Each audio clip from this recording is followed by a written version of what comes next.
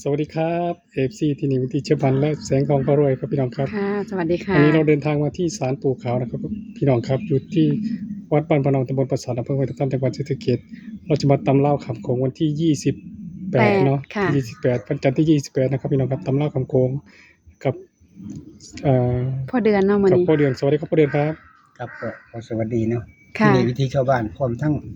แสงทองพระรวย ค่ะ วันนี้ก็ได้เดินทางมาที่ศาลปู่เขา8ศพเนาะ ค่ะ อยู่ที่วัดบ้านพะเนา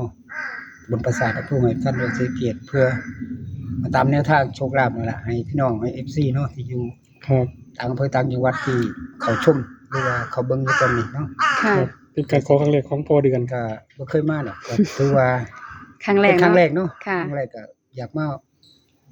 หาขอพรขอโชคลาภนั่นแหละกับ ค่ะ ปู่เขา8ศพ เป็นฝาก FC เนาะ เขาลือทราบปรากฏนะเนาะที่เขาลือเขา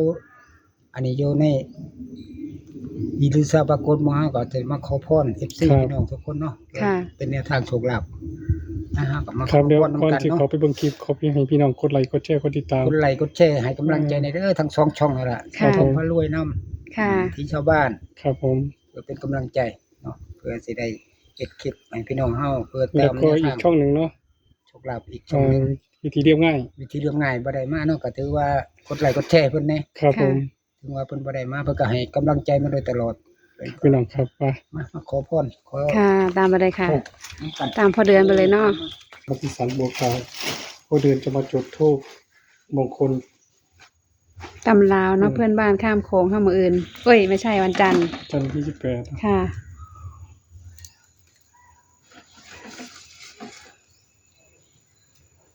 ขอบุญบารมีปู่ขาว82เนาะ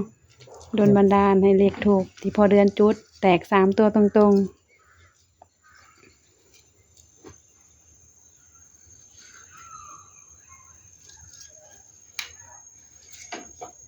สาธุนะโมตัสสะภะคะวะโตอะระหะโตสัมมาสัมพุทธัสสะนะโมตัสสะภะคะวะโตอะระหะโตสัมมาสัมพุทธัสสะนะโมตัสสะภะคะวะโตอะระหะโตสัมมาสัมพุทธัสสะสาธุสาธุสาธุเจ้าที่เจ้าทางหรือว่าศาลปู่เขาที่อยู่ตรงนี้ผู้วัดผู้ว่าก็ดีตรงนี้ผู้ขาเองขออนุญาตเข้ามาณสถานที่ศักดิ์สิทธิ์แห่งนี้ขอให้ปู่เขา8ศพ หรือว่าภูมิวัดภูมิว่าภูมิผ่านภูมิเมืองก็ดีอย่าทับอย่าถ่วงอย่าตื่นเลยว่านี่ก็คือธรรมะเพื่อสิขอโชคขอลาภแนวทางเล่าพัฒนาในงวดวันที่ในวันจันทร์ที่28เมษายน2568นี่ก็ขอผู้ขาวจงเปิดทางโชคลาภให้พี่น้องให้ FC ได้นำไปเสี่ยงโชคหรือว่า เป็นแนวทางพี่น้องเฮามีอยู่มีกินแต่ขออนุญาตท่านเจ้าที่เจ้าทางก็ดีเราวัดเจ้าว่าก็ดีขอจงเปิดทางเปิดโชคลาภขอขอบคุณท่านเจ้าของสถานที่เพิ่นเนาะคือว่าท่านเจ้าของสำนักเพิ่นคืออาจารย์แมวผมเองก็ขอขอบคุณเพิ่นที่เปิดโอกาสให้เขามาณสถานที่ตรงนี้เพื่อขอโชคลาภเราพัฒนาในวันจันทร์ที่28เมษายน2568ก็ขอบารมีภูเขา82ปีอยู่ตรงนี้ในนามธรณีเจ้าที่เจ้าทางเจ้าวัดเจ้าว่าก็ดีขอจงเปิดทางเปิดโชคลาภการเงินการงานทุกสิ่งทุกอย่างเนาะให้พี่น้องให้ FC ได้มีอยู่มีกินขอบารมีสิ่งศักดิ์สิทธิ์จงดลบันดาลให้ถูกมงคลมื้อนี้ก็ขอเสียงโชคเสียงทายโดยถูกมงคลของภูเขาก็ถือว่าครั้งแรกที่ได้มาฮอดมาถึงได้ยินแต่เขาซื้อเขาเอาซาเขาลือเนาะว่าภูเขาที่มีเด็ดที่ให้ตัวเลขหรือว่าให้โชคลาภพี่น้องแม่นยำก็เลยมื้อนี้มีโอกาสได้มาฮอดมาถึงเพื่อสิมาขอแนวทางขอโชคลาภกับปู่เด้อปู่ยังไงก็ขอดลบันดาลให้พี่น้องให้ FC ได้มีอยู่มีกินก็เองก็ขออนุญาตถูกมงคลเสียงท้ายใจอะไรก็ขอให้หูขอเย็นให้ถูกมงคลเรื่องนี้ละ เทียนมาจุนเขาครับพี่น้องครับจะได้ก็ขอให้เขาฮอกเก็ตวัดคือติดผ่านๆว่าเด้อปุ้ย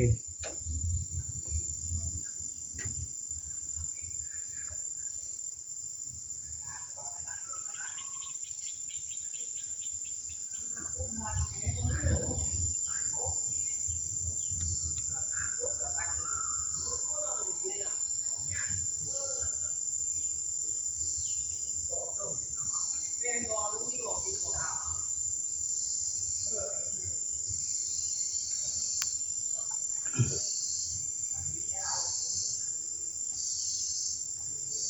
าธุสาธุสาธุแม่นางธรณีสถีเจ้าภาพปุ่มวัดปุ่มว่าหรือว่าภูเขาเป็ดโศกอยู่ณสถานที่ตรงนี้มีผู้ขายเองก็ได้ยืนทางหอนมาถึงเพื่อถือว่าเป็นครั้งแรกที่ได้มาขอบารมีภูเขาเป็ดโศกเพื่อขอโชคลาภให้กับพี่น้องให้กับซี่ลูกต่อล้านในต่างอำเภอต่างจังหวัดก็ดีมีก็ขอภูเขาจงเปิดทางเปิดโชคลาภให้หวยเห็นในตัวที่คนเรื่องนี้ขอสามโตตรงๆหมู่จงเมตตาประทานพรโชคลาภให้พี่น้องให้ซี่ทุกท่านทุกคนได้รับโชครับใช้ในเราพัฒนาวันที่28วันจันทร์ที่28เมษายน2568นี่ก็ขอภูเขาจงเมตตาสงสารให้เปิดทางโชคลาภให้พี่น้องให้ซี่ทุกท่านได้รับโชคใช้สาธุขอสามโตตรงๆนะปู่เอ้ยเขาเป็ดโศกเนาะบารมีดลบันดาล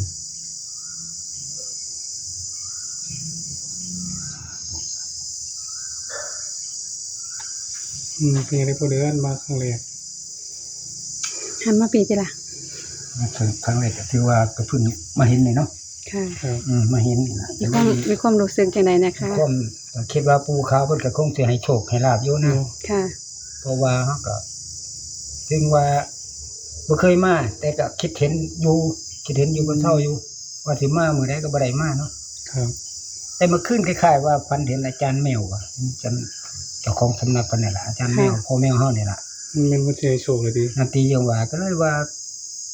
ฝันเห็นเล่านะเมื่อคืนนี่ว่าได้บอกกับเราอยู่ว่าสิมาภูเขานี่แหละ อืม ว่าสิมาหาภูเขาเนี่ยนะก็เลยพ่อเล่าก่อนเนี่ยนะ โอ้ ก่อนเมื่อคืนนี่ตื่นขึ้นยังคือเห็นอยู่โอ้เมื่อคืนก็ฝัน ฝันเป็นจริงเนาะ ฝัน เฮาได้มากราบปู่ อี อีหลี มาอีหลีสมความตั้งใจอีหลีเลยว่าอยากมาหาภูเขาแหละเพื่อเป็นให้โชคลาภเนาะเพื่อให้พี่น้องให้ FC เฮาได้มีอยู่มีกินแล้วก็บารมี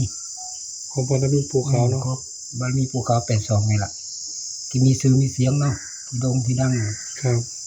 ขอให้เขาเจ็ดเป็นเลยที่ผ่านมาเนาะ ขอให้เขาตรงๆเลย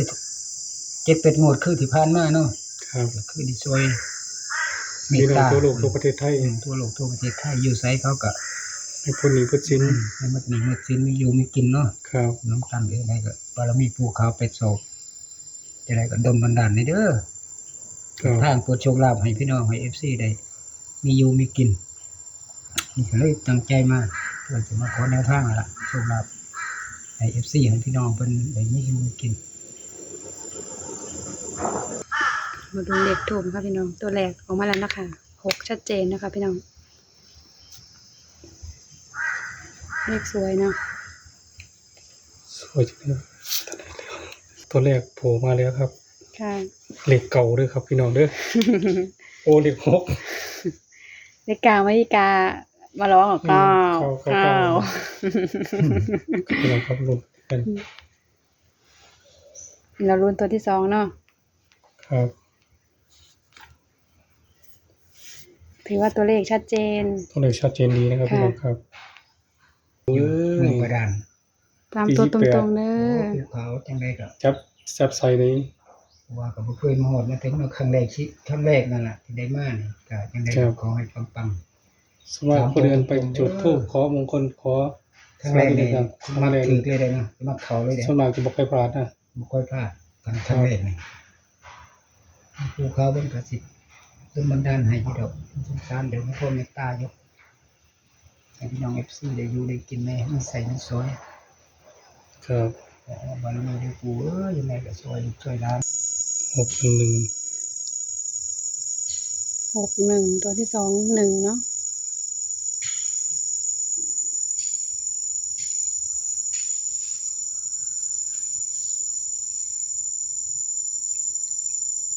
รอลุ้นตัวที่3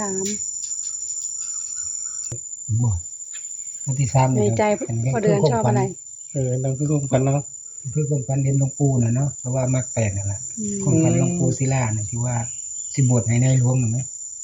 อืม ผมว่าพระก็เป็น8อยู่แล้วที่เรื่องซั่นนะ ก็คิดว่า ในความมัก ตัวที่3น่าจะเป็น8 น่าจะเป็น8แม่นบ่หรือจังไดก็บ่ฮู้เนาะ เดี๋ยวรอลุ้นเนาะ รอลุ้นไปนํกันเนาะเพราะว่าเพิ่นเห็นหลวงปู่กับนายหลวงนะว่าหลวงปู่ศิลาเนี่ยอายุ ครั้งพี่น้องเสียงของมาจุดวันจันทร์ก็ได้611 ไม่ใช่วันจันทร์วันศุกร์ โอ้วันชมเนาะ อืม แล้วมาวันนี้ปู่ก็ให้ตัวเดิม ใช่611อีก อืม มันจะตรงกันขนาดนั้นเนาะ เนาะ โอ้เป็นเรื่องบังเอิญมากเลย ก็บ่ได้ คิดว่าจังไดครับ ได้ตัวเดียวกันเลยเนาะ อืม อ๋อ เนี่ยความบังเอิญดี 611 911เนาะ6กับ9ก็ตัวเดียวกัน ตัวเดียวกันเนาะ ค่ะ ช่วงตัวใดตัวนี้ เดี๋ยวรอให้พ่อเดือนสรุปอีกทีหนึงเนาะ ครับผมเดี๋ยว ค่ะ ให้ฟังผู้เดินสรุปให้ฟังอีกครั้งหนึงผู้เดินสรุปให้ซี่ได้รับทราบให้ฟังอีกครั้งหนึงครับผม ครับก็ขอสวัสดีเนาะ FC ทุกท่านทุกคนพี่น้องไม่ว่าแต่ละร้านที่อยู่ต่างอำเภอต่างจังหวัดที่เขารับชมหรือว่าติดตามช่องที่นี่วิธีชาวบ้านพร้อมทั้งแสงทองพระรวย ค่ะ แล้วก็วิธีเรียบง่าย ค่ะ เมื่อนี้ก็ได้เดินทางมาหาภูเขา8ศอกอยู่วัดบ้านพะเนาตำบลปราสาทอำเภอห้วยทับทันจังหวัดศรีสะเกษก็เพื่อจะมาหาขอพรขอโชคลาภแนวทางเราพัฒนาในงวดวันที่ในวันจันทร์ที่28เมษายน2568ก็ได้มาขอบารมีจุดธูปมงคลก็ได้ตัวเลขปู่เพิ่นก็เลยให้611เนาะ611ก็บ่เลยจับคู่ให้11ก็61 6นี่แหละอย่ามันกลับหัวขึ้นเป็นเก่าเนาะก็เลยเขียน91ให้อีกตัวหนึงในส่วน911นี่ก็คือย่าน6นี่กลับหัวขึ้นเป็นเก่าก็เลยเขียน911ให้นำ เลขบ่หลายตัวเนาะ บ่หลายแต่ว่า ลงทุนหน่อยบ่ต้องหลายตัว ลงทุนบ่หลายปานใดเนาะ ครับ ให้กับพี่น้อง FC ก็ลองพิจารณาเบิ่งซอยกันเบิ่งเพราะว่าก็บ่เคยมาหาภูเขา เพื่อเป็นแนวทางเนาะ แม่นค่ะ เป็น เขาคงฮู้ดอกว่าเลขสิออกตัวใด เป็นแนวทางพี่น้อง โปรดใช้วิจารณญาณในการรับชมเด้อ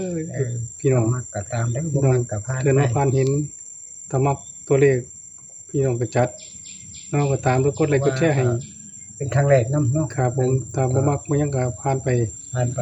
อย่าว่ากันเนาะ ขอบคุณเนาะ FC จังได๋ก็ให้กำลังใจกดไลค์กดแชร์ให้ทั้ง2ช่อง3ช่องให้เด้อทั้งช่องที่เรียบง่ายนำแห่งทองพารวยแล้วก็วิถีชาวบ้านเฮาผู้ให้กำลังใจมาโดยตลอดเนาะก็ให้ FC กดไลค์กดแชร์ให้กำลังใจในเด้อทุกผู้ที่เข้ารับชม ให้ผู้เดินให้พร FC นะครับผม บ่มีหยังหลายเนาะมื้อนี้ก็คือขอสวัสดี FC ทุกท่านทุกคนที่ติดตามตลอดทั้งช่องวิถีชาวบ้านพร้อมแสงทองพารวยวิธีเรียบง่ายมื้อนี้ก็ได้เดินทางมาที่ศาลปู่ขาว8ศอกเนาะอยู่ที่วัดบ้านพะเนาเพื่อสิมาขอแนวทางโชคลาภล่ะให้พี่น้องให้ FC ได้ลองไปเสี่ยงโชคไปลองไปพิจารณาเบิ่งซอยกันเพื่อเป็นไปได้ ครับ ก็คือจุดตูมได้ตัวเลขก็คือ611เลขจับคู่ให้ก็คือ11นั่นล่ะพี่น้องก็ไปกลับเอาเองเนาะ ถือว่าเลขน้อยลงทุนน้อย ลงทุนน้อยอยู่ดอกคิดว่าเพราะว่ามันเป็นเลขคู่เลขเบิ้ลขอบารมีปู่ขาวหรือว่าสิ่งศักดิ์สิทธิ์ภูมิวัดภูมิว่าแม่นางธรณีเจ้าพระเจ้าเขาเจ้าห้วยเจ้าห้องที่อยู่ตรงนี้ก็ดี ขอจงเปิดทางเปิดโชคลาภให้พี่น้องให้ FC ได้รับโชครับชัยในวันจันทร์ที่28เมษายน2568นี้ปู่ขาวเอ้ยที่มีชื่อมีเสียงอยู่ณสถานที่ตรงนี้ก็ดีภูมิวัดก็ดีภูมิว่าก็ดีหรือว่าแม่นางธรณีสิ่งศักดิ์สิทธิ์แต่จงดลบันดาลประทานพรโชคลาภให้ FC ให้พี่น้องได้รับโชครับชัยได้มีอยู่มีกินมื้อนี้มื้อสิ้นไปนำกันเด้อขอบารมีภูเขาจงดลบันดาลนำไปเบิ่งไปเหลียวให้ ครับผม ผมเองก็บ่มีหยังสิฝากเนาะมีแต่แนวทางให้ FC นำไปพิจารณาเบิ่งซอยกันผิดหรือถูกก็อย่าว่ากันเนาะ สาธุสา ผม ธุ เองก็บ่ฮู้ก็ขอภาวนาสิ่งศักดิ์สิทธิ์สาธุสาธุดลบันดาล ครับที่นี่ที่ฉบันแสงทองพารวยแล้ววิธีเรียนมาต้องขอขอบคุณพ่อเดือนนะครับพี่น้องครับที่มาตามแนวทางเพื่อนบ้านนะครับพี่น้องครับตำราคำโค้งวันที่28 เมษายน2568กับปู่ขาวเฮานะครับพี่น้องครับ แล้วก็ต้องขาดบ่ได้เลยคือ FC นะพี่น้องครับต้องขอบคุณ FC หลายๆที่เขามากดไลค์กดแชร์กดติดตาม ให้เฮาต้อง ใจเนาะ ครับเฮาก็บ่ฮู้ว่าเลขสิออกตัวใดดอกพี่น้อง เฮาก็เฮ็ดเป็นแค่แนวทาง เป็นแน เนาะ วทาง แค่แนว โปรดใช้วิจารณญาณในการรับชมเด้อ ค่ะ พี่น้องเอ้ยพี่น้องมาเห็นพี่น้องก็มักก็ตัวเลขตัวนี้มักก็จัดเลย นะคะ ถ้าพี่น้องบ่มักหรือยังไงก็ผ่านไปอย่าว่ากันเนาะ แชร์บอก มันก็บ่มีไผฮู้เนาะ ค่ะแชร์บอกต่อๆกันไปเนาะเพื่อเป็นสะพานบุญเนาะ ครับโอเคครับขอบคุณครับ สวัสดีครับ ค่ะสวัสดีค่ะ สวัสดีมันๆทุกคน